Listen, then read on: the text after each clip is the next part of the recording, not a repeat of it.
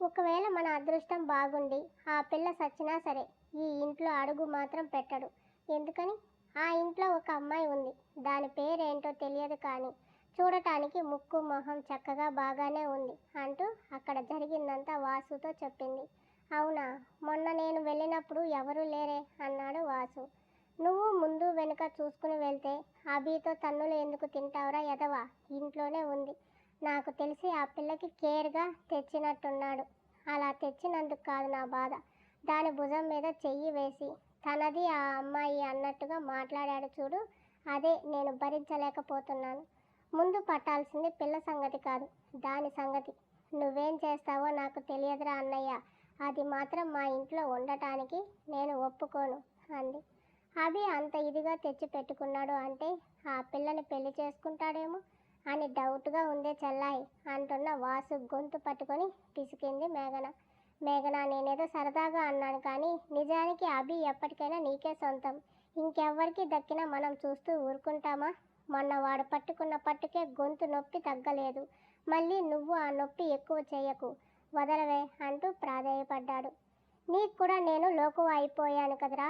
చెల్లి మనసుకి నచ్చిన వాడిని తెచ్చి పెడదామన్న తాపాత్రయం లేదు నీకు. ఎంతసేపటికి నాన్నలా డబ్బు పిచ్చి పట్టిందిరా అని విసురుగా వాసు గొంతు వదిలింది.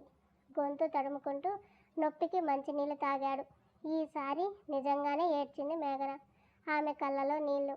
ఏడవకే చెల్లి, నేను చూడలేను. చిన్నప్పటి నుంచి అభి అంటే నీకు ఎంత ఇష్టమో నాకు కూడా తెలుసు. కానీ ఒకటి, ఇది చెప్తే నీకు కోపం వస్తుంది కానీ నిజమైతే ఇదే, చెప్పమంటే చెప్తాను అన్నాడు.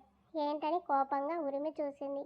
అభి నిన్ను ఇష్టపడ్డాడు కదా అని అడిగాడు. అవును, కానీ ఒకప్పుడు, ఇప్పుడు కాదు. అది కూడా ఇష్టం మాత్రమే, ప్రేమ కాదు. ఆ ఏజ్కి ఇష్టం కూడా ప్రేమతో సమానమే. కానీ నువ్వేం చేశావు? కష్టాల్లో వాడికి తోడుగా ఉన్నావా? వాడు నిన్ను అడిగాడు తనతో పాటు రమ్మని, కానీ నువ్వేం చేశావు? ఆ పిల్లని చూసి అసహించుకుని దూరం పెట్టావు.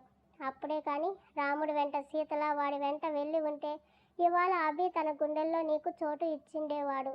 Bad luck. అప్పుడు నువ్వు ఆ పని చేయలేదు. అది నీ తప్పే కదా అని అన్నాడు. ఏంట్రా తప్పు? చక్కగా లైఫ్ని ఎంజాయ్ చేయాల్సిన టైంలో ఆ రోగిష్టి దాన్ని వేసుకొని పాలు పడుతూ దాన్ని ముడ్డి కడుపుమంటావా? అయినా దాన్ని తలుచుకుంటుంటేనే నాకు ఒళ్ళు మండిపోతుంది. దాని మీద కోపంతోనే నేను అభికి దూరమయ్యాను. నేనంటే ఇష్టం కదా, నన్ను వెతుక్కుంటూ ఏ రోజుకైనా వస్తాడు అనుకున్నాను. కానీ అందనంత దూరం నన్ను పెడతాడని అనుకోలేదురా అన్నయ్య. లేదంటే అభి కోసమైనా దాన్ని భరించేదాన్ని అంటుంటే నిజమే, నీకే కాదు మనందరికీ కూడా ఆ పిల్ల అంటే నచ్చదు. కారణం దానికోసం అభి వెళ్ళిపోవడం. అభి ఎప్పటికైనా నాకే సొంతం రా, ఖచ్చితంగా చెప్పగలను అంది. హాస్పిటల్ ముందు కారు ఆపి మేఘనాన్ని తీసుకెళ్లి కట్టు కట్టించి ఇంటికి తీసుకొచ్చాడు. అప్పటికే విశ్వనాథ్ గారు మేఘన అభి ఇంటి దగ్గర ఎంతటి హంగామా చేసిందో కోడలికి చెప్తుంటే కోపంగా ఆయన్ని చూసి వెళ్ళింది. అభి ఫాదర్ గారి రాక కోసం అందరికంటే ఎక్కువగా ఆతృతగా వెయిట్ చేస్తుంది. ఆయన వస్తే తప్ప ఈ సమస్యకి సొల్యూషన్ దొరకదని. మీటింగ్స్తో పాటు క్లయింట్స్ కూడా రావడంతో నైట్ వరకు ఇంటికి రాలేదు అభి. అదే సమయం ఫోన్ చేసి స్వప్నకి చెప్పాడు. అతను ఇన్ఫర్మేషన్ ఇస్తున్నాడు అంతేకాని తన కోసం కాదని ఆమెకు కూడా తెలుసు. రాత్రి 9 అవుతుండగా వచ్చాడు. పైకి వచ్చిన అతను మెయిన్ డోర్ దగ్గర ఆగిపోయాడు. టాయ్ డక్ మీద పాపని కూర్చోబెట్టి ఆడిస్తుంది. అది ఎప్పుడో కానీ చూడనిది పాప ముఖంలో నవ్వు చూశాడు. ఎంతో స్వచ్ఛమైన నవ్వు.